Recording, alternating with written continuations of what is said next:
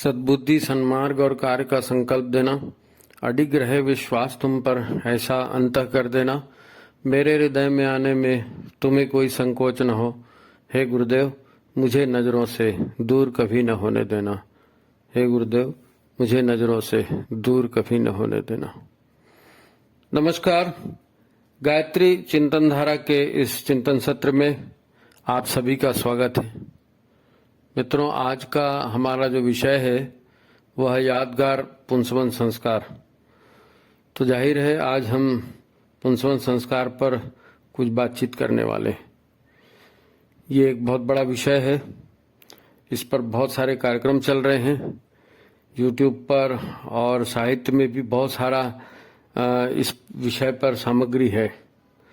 उसके बाद भी अगर ये वीडियो बनाया जा रहा है तो जाहिर है कि कुछ ऐसे तथ्य हैं जो ऐसा लगता है कि हर व्यक्ति को मालूम होने चाहिए। ये उसका निजी लाभ का विषय है, ऐसा उसको लगना चाहिए।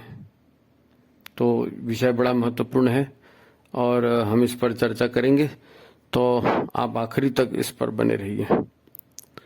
मित्रों, यादगार पुंसवन संस्कार, ये टाइटल इसलिए दिया क्योंकि हमारे मंडल की चर्चा में ये विषय उठा था पुंसवन संस्कार का। तो भाई ने कहा कि अरे बहुत गजब का होता है और ये तो आंखें खोल देने वाला कार्यक्रम। तो उनकी आंखें कैसे खुली, किस कार्यक्रम से हुआ, और फिर उन्होंने वो गर्भ निर्माण के विज्ञान को समझा और उसके बाद उनकी एक अच्छी संतान हुई और आज वो धन्य महसूस करते हैं। गायत्री परिवार को धन्यवाद देते हैं, इस कार्यक्रम के चलाने वालों को धन्यवाद देते हैं, उनका एहसान मानते हैं। तो ये जैसे उनके लिए महत्वपूर्ण है, ऐसा ही हर उस व्यक्ति के लिए महत्वपूर्ण है जो जिसे भविष्य की चिंता है, अपनी चिंता, अपने परिवार की, अपने राष्ट्र की चिंता है। क्योंकि श्रेष्ठ संतान कैसे पैदा हो, ये छोटा मोटा विषय नहीं है ना। जब हम कहते हैं कि मनुष्य शरीर 5 तत्वों से बना हुआ है और पृथ्वी, जल, वायु, अग्नि, आकाश की बात करते हैं, या अन्नमय कोश, मनोमय कोश, प्राणमय कोश की बात करते हैं, तो जो नई संतान पैदा हो रही है उस नई संतान का भी शरीर बन रहा है, उस नई संतान का भी मनोमय कोश बनेगा, उस नई संतान का भी ऊर्जामय कोश बनेगा। तो जब निर्माण हो रहा है उस समय जिन गुणों की संतान चाहिए उन गुणों को संतान में डाला जा सकता है। ये बहुत बड़ा विज्ञान है। एक बच्चा जो पैदा हो गया है 4 से 8, 10 का, 12 साल का, 25 साल का हो गया है, उसके स्वभाव को आप बदलने का प्रयत्न करें तो ये कैसे पॉसिबल है? सारी जिंदगी लोग एक दूसरे को बदलने की ही कोशिश करते रहते हैं और हकीकत यह है कि कोई किसी को बदल नहीं सकता, क्योंकि बंदूक की गोली है, एक बार निकल गई तो निकल गई, फिर उसकी दिशा धारा चेंज नहीं होगी। ऐसे ही जब मनुष्य के शरीर का निर्माण होता है उसी समय उसका मन भी बनता है, उसी समय उसका आंतरिक ऊर्जा का ढांचा भी बनता है, और जितने भी आपको उपाय करने हैं वो संतान पैदा होने के पहले करने चाहिए, है ना। यानी अगर खेती से इसकी तुलना की जाए कि भाई आपको गेहूं की फसल लेनी है या चने की फसल लेनी है, तो मिट्टी ठीक है कि नहीं, पानी की व्यवस्था ठीक है कि नहीं, क्यारी ठीक से बनी है कि नहीं, हल ठीक से चला है कि नहीं, खाद पानी की व्यवस्था बनेगी कि नहीं, ये एक अलग विषय है। लेकिन बीज की क्वालिटी, कैसा बीज हो, जिस तरह का बीज होगा उसी तरह का तो पौधा आएगा, उसी तरह की फसल आएगी, है ना। तो जो फसल बनाने वाली धरती है उसकी स्थिति क्या है और जो बीज है उसकी स्थिति क्या है ना। इन दोनों का अध्ययन नहीं होगा तो फसल कैसे अच्छी बनेगी। और फिर ये फसल कोई निर्जीव तो है नहीं, चेतना जगत की बात है, स्थूल शरीर, मनोमय शरीर, प्राण शरीर की बात। तो इसको अच्छा कैसे बनाना, तो जाहिर है विज्ञान की एक बात है और इसको समझना पड़ेगा। हम लोग विज्ञान विज्ञान कहते जरूर है, लेकिन थोड़ी सी भी वैज्ञानिकता हमें कहीं दिखती नहीं है। शरीर के स्वास्थ्य की बात ले लो, है ना। भाई आप सामान्य सी बात है, आप एक गाड़ी खरीदते हो तो आपको मालूम होना चाहिए कि चलाते कैसे हैं, पेट्रोल कहाँ डालते हैं, कैसे डालते हैं, हवा डालने का क्या महत्व होता है, गियर बॉक्स क्या होता है, हॉर्न क्या होता है, लाइट कैसे जलती है। आपको बेसिक चीजें मालूम होनी चाहिए, तब आप गाड़ी चला पाएंगे, आपको सुविधा होगी उसमें, है ना। आप गाड़ी तो ले लिए और कहीं भी बैठ गए और कोई भी बटन को चक रहे हैं, अचानक कभी लाइट जल रही है, अचानक कभी हॉर्न बज रहा है, अचानक कभी गियर लग गया, तो ऐसे में तो एक्सीडेंट होगा ना। तो अभी भी जो है संतान निर्माण का जो विषय है, ये संतान निर्माण का विषय केवल यानी आपका विवाह हो गया तो अब सभी का विवाह होता है तो सभी को बच्चे होते हैं, तो जो भाग्य में होगा उस वो हो जाएगा, ऐसा भाग्य तो जैसे बनाओगे वैसे भाग्य होगा ना सर। भाग्य जैसे बनाओगे वैसे होगा, और ये हमारे करने से नहीं होगा, है ना। हमको उस सिस्टम को फॉलो करना पड़ेगा जो ईश्वरीय सिस्टम है ना। ईश्वर ने, विधाता ने नियम बना के रखे हैं, उसी पटरी पर तो चल कर संसार चल रहा है, आप उससे अलग तो नहीं चल सकते ना। तो शरीर को कैसे स्वस्थ रखना, ये अगर हमको मालूम है तो गर्भिणी के गर्भ में बालक स्वस्थ कैसे रहेगा, इस विषय पर बात हो सकती है। यदि चिंता मुक्त रहने से कम ऊर्जा में अधिक आउटपुट मिल रहा है तो चिंता मुक्त माँ कैसे होगी, चिंता मुक्त बच्चा कैसे होगा, ये भी बात मालूम पड़नी चाहिए, है ना। और फिर मनुष्य की क्वालिटी की जो बात है, शरीर तो आपने बहुत अच्छा बना दिया, है ना, खूब उसको प्रोटीन खिलाए, खूब विटामिन खिलाए और तंदुरुस्त भी हो गया। और गुण, सारा दारोमदार तो गुणों पर आता है। लड़की लड़के की शादी करते हैं, विवाह करते हैं तो क्या करते, देखते हैं पैसा, देखते हैं कितनी कमाई हो रही है, लड़की कमाती है कि नहीं, गोरी है कि नहीं, है मोटा तो नहीं है, मोटापा तो नहीं है, दिखने में कैसा, फला, यही सब देखते हैं। और गुणों की पहचान नहीं होती तो 1 महीने बाद पता चल जाता है शादी के, फिर बोलते हैं कि नहीं भैया सेपरेट रहेंगे। और इसीलिए आजकल वो लिव इन का चालू हो गया, पहले ट्रायल में रह लेते हैं, उसके बाद जमेगा तो करेंगे, ये परमानेंटली, जैसे लर्निंग लाइसेंस अब परमानेंट लाइसेंस होता है, ऐसे विवाह की क्या वाहियातपना चल रहा है। मूल तत्व को न जान करके हम पत्तों को पानी दे रहे हैं, फूलों को पेंट कर रहे हैं ताकि उनका रंग बदल जाए फूलों का। तो ऐसा फूलों को पेंट करने से उनका रंग नहीं बदलता, पत्तों को पानी देने से पेड़ स्वस्थ नहीं होता, है ना। तो श्रेष्ठ संतान निर्माण ये वैज्ञानिक विषय है, पूरा का पूरा वैज्ञानिक विषय है। बचपन में वो ऐसा लेके आया था तो बंदे ने कहा मेरी बड़ी बहन की जो है वो शादी नहीं हुई और छोटी बहन की शादी हो गई, तो अब छोटी बहन को बच्चा भी हो गया। तो मैंने माँ को पूछा कि, मैंने कहा ये छोटी को कैसे बच्चा हो गया, बड़ी को तो अभी हुआ नहीं, अब बच्चा होता किसको है। तो बोले बेटा जब बच्चे बड़े हो जाते हैं ना, तू बड़े हो जाएगा, तेरे को भी बच्चा होगा, वो बड़ी होगी। बोले फिर बड़ी दीदी है उसको बच्चा क्यों नहीं हुआ, छोटी को हो गया। अब माँ के पास भी हर चीज का जवाब नहीं होता, तो फिर क्या करते हैं लोग, टाल देते हैं बात को, है ना। अब वो बात टली टलाई रह जाती है और आगे जाकर के स्कूल कॉलेज की पढ़ाई है, नौकरी है और ये सब में हम लोग बेसिक चीज की जो है शरीर की जानकारी, स्वस्थ कैसे रहना है, शरीर क्या है, कैसे पैदा होता है, कैसे विकसित होता है, परिवार कैसे बनता है, कैसे अच्छे से चलता है, इसकी जानकारी नहीं होने से फिर ये सब बात आती है। गर्भ संस्कार में अच्छी बात यह है कि इसमें न केवल उस नारी को बताया जाता है, समझाया जाता है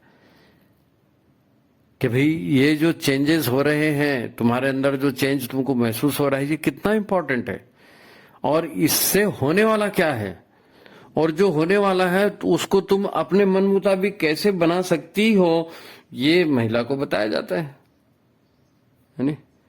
पति को, उसकी सास को, उसमें उसको भी बताया जा सकता है कि भाई आपके घर में नया बालक पैदा होने वाला है तो आपकी ड्यूटी क्या है, क्योंकि कल का जो बालक होगा आप बड़े गर्व से कहेंगे मेरा नाती मेरा नाती, और जब तक अच्छा है तब तक मेरा नाती, और जब तक अच्छा नहीं हुआ तो तेरा लड़का ऐसा हो गया, तेरा लड़का ऐसा, तेरी लड़की ऐसी होगी। अरे तो मेरा लड़का मेरी लड़की बोले से तुम्हारा भी तो कुछ लगता है। तो हमारे यहाँ ऐसा नहीं है, व्यक्ति जो है समष्टि का एक केंद्र है, समष्टि का एक भाग है। तो परिवार भी एक इकाई है ना। तो केवल पत्नी के गर्भ में बालक बन रहा है तो केवल पत्नी का ही दायित्व है, ऐसा नहीं है। पति का भी दायित्व है, परिवार वालों का भी दायित्व है। और फिर अच्छी संतान की जो बात है, ये तो संतान पैदा होने के पहले से बीज और खेत के निर्माण से चालू होती है नी। अच्छी फसल चाहिए तो अच्छे बीज, उसके लिए साधना भी होती है, साधना की जाती है। 40 दिन की साधना करते हैं, व्रत करते हैं, अच्छे वीर्य, अच्छे अंडों का उत्पादन हो सके, मनोभाव अच्छे बन सके, ऊंचा लक्ष्य हो सके, है नी। तो उस हिसाब से फिर गर्भ का निर्माण होता है। और सबसे बड़ी बात यह है कि हम हिंदू संस्कृति, भारतीय संस्कृति, वैदिक संस्कृति की बात करते हैं तो इसका मूल तो आध्यात्म है। आध्यात्म माने अपने आप का विज्ञान, अपने आप का विज्ञान, अपनी भीतरी संरचना कैसे अच्छी हो और मनुष्यता को, हमारे भीतर जो मनुष्य शरीर तो मिल गया, अभी इसको श्रेष्ठता को बढ़ाया कैसे जाए। आध्यात्म जो है अपने अंतर जगत की यात्रा है। तो वो बालक जो पैदा होने वाला है उसका अंतर जगत अच्छा हो, इसके लिए श्रेष्ठ आत्मा का अवतरण गर्भ में हो, और श्रेष्ठ आत्मा का अवतरण गर्भ में हो इसके लिए गर्भ अच्छा हो। तो इसलिए नारी का पहले से व्यवहार, फिर उसके लिए उसके पति का पहले से व्यवहार ये अच्छा हो तो फिर वो जो गर्भ बनेगा। क्या होता है, जो कर्मों के संस्कार होते हैं ना, इनकी अपनी वाइब्रेशंस होती हैं। जब शरीर सूक्ष्म शरीर में है, मृत्यु हो गई और सूक्ष्म शरीर में चली गई चेतना, है ना, सूक्ष्म शरीर में मनुष्य बना गया। अब उसके कर्म है, उसको नया जन्म देने वाले हैं। तो नया जन्म देने वाले हैं तो कैसा एक एक के गर्भ में घुस के उसके चेक थोड़ी करेगा कि ये गर्भ मेरे लिए है कि नहीं और ये है कि नहीं। और सभी जितने गर्भ में, वो सभी पैसे वालों के यहाँ पैदा होना चाहेंगे कि नहीं मैं तो टाटा बिरला के यहाँ, अंबानी के यहाँ पैदा हो जाऊं, भैया झोपड़े झापड़े में नहीं जाना है। तो ऐसा नहीं होता है। जो हम मर जाते हैं तो हमारा मस्तिष्क तो यही छूट जाते ना स्थूल शरीर के साथ। तो भावना जाती है, कर्म के संस्कार जाते हैं, भावनाएं जाती हैं, कामनाएं जाती हैं। और ये भावनाएं कामनाएं, इनके साथ मन भी है, प्राण भी है, तो उनको क्रियान्वित करता है। शरीर है नहीं, है ना। तो जिस तरह की भावनाएं हैं, जिस तरह के संस्कार हैं, उससे जो वाइब्रेशन निकलते हैं, उस तरह के वाइब्रेशन का गर्भ मिलना चाहिए। अगर एक लड़की है, उसको नहीं मालूम कि गर्भ को सुव्यवस्थित कैसे बनाना है, या एक पुरुष है, उसको ये नहीं मालूम कि अच्छे वीर्य का उत्पादन कैसे करना है, तो वो गर्भ में जो अंडा विकसित होगा, फलेगा फूलेगा, उसमें वो जो वाइब्रेशन आएंगे वो वाइब्रेशन अच्छे होंगे, कोई गारंटी नहीं है ना। जिन भावों में हम जिए हैं उस तरह के भाव, उस तरह के गुण हमारे डीएनए में आ जाते हैं। शुक्राणु में वैसे डीएनए आएंगे, अंडे में वैसे डीएनए आएंगे, तो जो जाइगोट बनेगा, जो भ्रूण बनेगा, उस भ्रूण में भी उसी तरह के वाइब्रेशन आएंगे।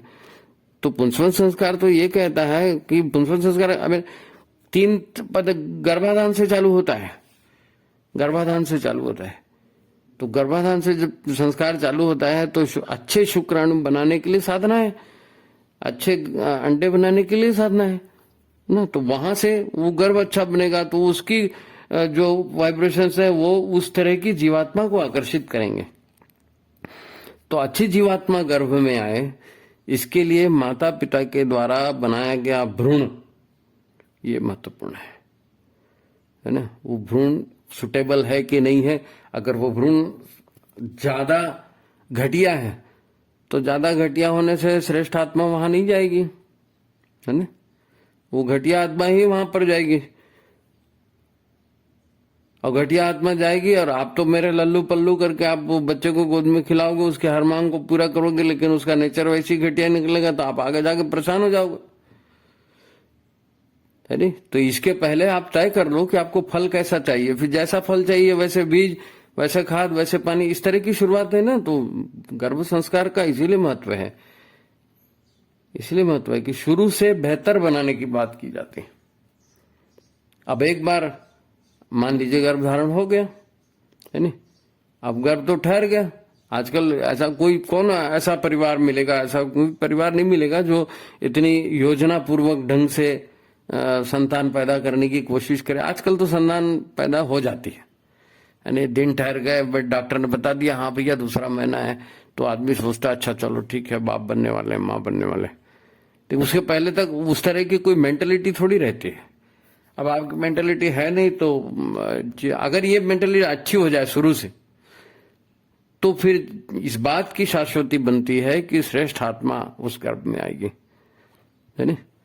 पुंसवन संस्कार में अपन उदाहरण देते ना कि दशरथ जी के यहाँ संतान नहीं थी, है ना, तो ऋषियों ने उनको कल्प बना करके ला करके दिया था, पुत्रेष्टि यज्ञ किया था, और चौथे पन में भी उनको संतान हुई, वो यज्ञ के ऊर्जा से और औषधि की ऊर्जा, वो सारी बातें आती है। लेकिन बात यह है कि वहीं उसी घर में उसी परिवेश में ईश्वर ने अवतार लेने की क्यों सोची? क्योंकि उस वीर्य में दम था, उस गर्भ में दम था। और परमात्मा इतना तेजस्वी है कि वो सामान्य से गर्भ में जाएगा ब्लास्ट हो जाएगा, नहीं वहां वो टिक ही नहीं पाएगा, एबॉर्शन हो जाएगा। तो जैसे तरह का, जिस तरह का हवाई जहाज, बड़ा हवाई जहाज लैंड करना है, तो उसी तरह की एरोड्रम भी होनी चाहिए ना, है ना। तो इसीलिए गर्भ संस्कार शुरू से होना है। अंडे के उत्पादन से, शुक्राणु के उत्पादन से, वहां से चालू होता है। और मान लीजिए गर्भ ठहर गया, तो गर्भ ठहरने के बाद में ठीक है, एक प्राइमरी जीन्स जो माता पिता के हैं वो आ गए, लेकिन उसके बावजूद भी जो माँ है और माँ का चिंतन है और माँ की आध्यात्मिक जिंदगी है,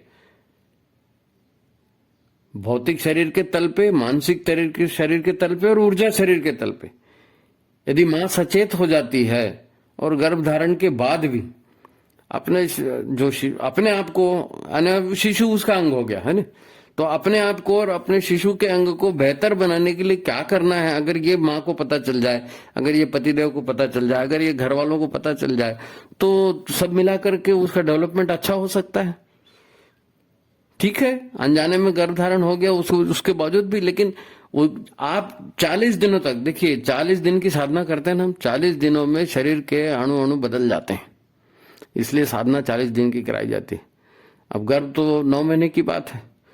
तो इस दौरान जब आपको पता चल गया, उस दौरान भी यदि आप चिंतन को अच्छा करते हैं, व्यवहार को अच्छा करते हैं, सात्विक प्रवृत्तियों के आधार पर चलते हैं, तो गर्भ में आई हुई आत्मा के विकास का आप अवसर उसको प्रदान करते हैं, और वो भी खुश होगी। हर आत्मा चाहती है उसका विकास हो। तो माँ यदि आध्यात्मिक तौर से जीती है, धार्मिक जो पूजा पाठ है, उनके जो श्रद्धा के केंद्र है, उनका अनुशीलन करते हुए नियम से जीती है, तो उससे उसके डीएनए पर भी उसका असर होता है, इंटरनल स्ट्रक्चर उसका बदलता है। जैसी सोच होगी, जैसे आहार होगा, जैसी भावनाएं होंगी, भावनाएं संप्रेषित की जाती है ना, भावनाएं संप्रेषित की जाती है। भाई जब माँ का खून जा रहा है, बच्चे से उसका शरीर बन रहा है, तो क्या उसके मन के विकास में माँ के विचारों का समावेश नहीं होगा? शरीर में खून का समावेश है तो मन बनेगा, तो माँ के विचार भी जाएंगे, माँ के संस्कार भी जाएंगे, माँ की भावनाएं भी जाएंगी। और एक बार यदि गर्भस्थ शिशु में इस तरह के भाव का बीज बन गया है ना, मैंने तो ऐसे कई बच्चों को देखा है और चर्चा की, तो हमारे मंडल में भी ये बात लोगों ने बताया कि तो एक बहन जी थी, उसने कहा कि जब मेरे पेट में मेरा बालक था, तो उस समय मैंने टीवी देखना बंद कर दिया, टीवी देखना बंद कर दिया। और अब स्थिति यह है कि अब बच्चा हो गया है और 10-12 साल का बच्चा हो गया है, और अब वो टीवी देखना पसंद ही नहीं करता, क्योंकि उस समय मैं टीवी नहीं देखती था। अब ये भी बोलता है कि नहीं देखना मेरे टीवी। तो ऐसा बहुत कम होता है, ऐसा बहुत कम होता है। आज माँ सचेत हो जाए तो उसकी जो भावनाएं हैं, ये बच्चों का जब अन्नमय कोश बन रहा है, मनोमय कोश बन रहा है, ऊर्जामय कोश बन रहा है, तो उसमें वो स्थापित हो जाती है, तो एक क्वालिटी बेहतर हो जाती है उसकी। माँ जो है, इसीलिए निर्मात्री का है ना, वो निर्माण करी तो खाली शरीर का थोड़ी निर्माण करी, शरीर का भी है, मन का भी है, ऊर्जा शरीर का भी है, इन तीनों शरीरों का निर्माण करें। अब जिस हिसाब से हम जी रहे हैं, देखिए कोई माने या ना माने, गुरुदेव ने कहा था कि भाई सावधान, युग बदल रहा है। तो ये तो मैंने देखा कोई 1990-91 शपथ समारोह में जुड़े थे, तब से उसके पहले न जाने कब से ये बात है, सावधान युग बदल रहा है, सावधान युग बदल। अभी सही में बदल गया है, अभी सही में युग बदल गया है। अभी जितने नए उपकरण हैं, जितने नए सिस्टम हैं, उन लोग बच्चे लोग को जो आज के पैदा हुए वो तो सब टक टक टक टक कर लेते हैं। पुराने लोगों को तो मोबाइल में नंबर सेव करना नहीं आता। कंप्यूटर में बैठेंगे तो हाथ पैर कांपना चालू हो जाता है, और पैसे ट्रांजैक्शन करने, कुछ करने, छोटा सा बच्चा रहता है वो कर देता है। अपडेट है ना, विज्ञान के साथ अपडेट होना है। तो जो शरीर के अंदर का विज्ञान है, मन के अंदर का विज्ञान है, चेतना के अंदर का विज्ञान है, उसको अपडेट करना पड़ेगा। क्योंकि इन फ्यूचर क्या कंडीशन बनने वाली है, इंश्योरेंस कौन देगा? आप गाड़ी का इंश्योरेंस करते हैं, फैक्ट्री का इंश्योरेंस करते हैं, अपने आप का इंश्योरेंस करते हैं, ये फ्यूचर का इंश्योरेंस है क्या? नहीं, फ्यूचर का इंश्योरेंस नहीं है। अगर आपका कोई संरक्षक साथ में चल रहा है नहीं, एक बच्चा होता है छोटा सा, वो रो रहा है, वो कहीं से उसकी माँ ने आके गोद में उठा लिया, तो बच्चा श्योर हो जाता है कि अब मैं जिस गोद में आया हूं यहां मेरी हर मांग पूरी हो जाएगी, तो फिर वो शांत हो जाता है।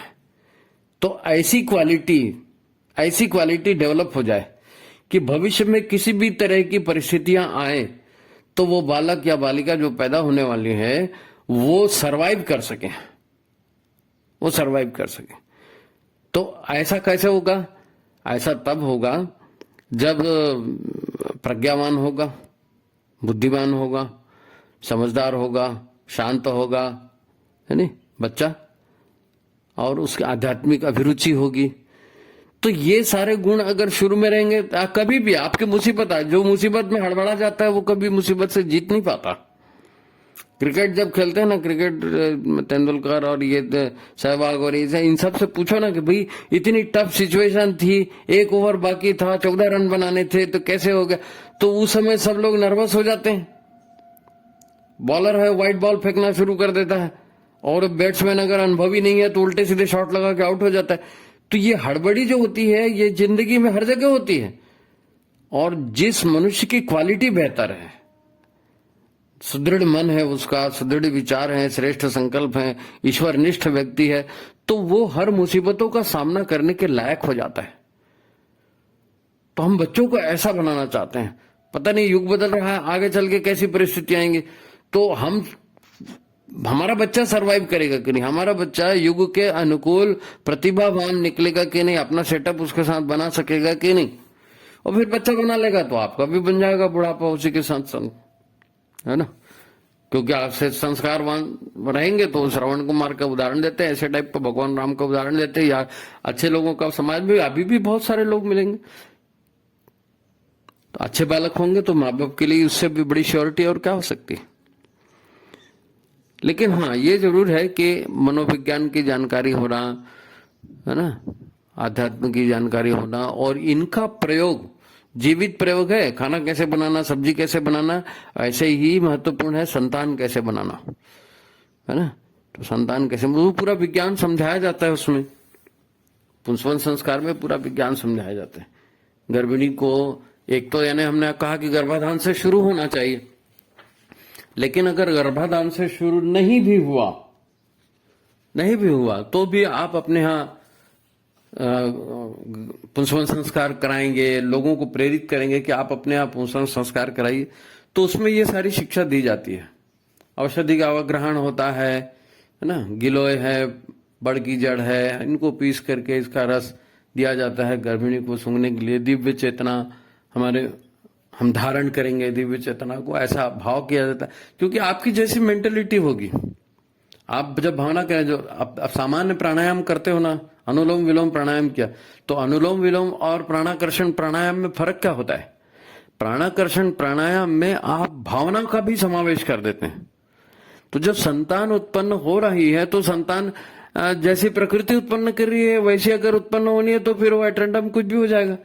लेकिन यदि संतान उत्पत्ति के साथ भावना जुड़ जाती है, विशेषकर माँ की भावना, पति की भावना, परिवार की भावना, ये भावना अगर जुड़ जाती है और अवेयरनेस आ जाती, जागृति आ जाती, तो क्या खाना चाहिए, क्या नहीं खाना चाहिए, क्या सोचना चाहिए, क्या नहीं सोचना चाहिए, कौन से विषय रखने चाहिए, कौन से विषय नहीं रखने चाहिए, ताकि उस बच्चे का गर्भ में विकास अच्छे से हो सके।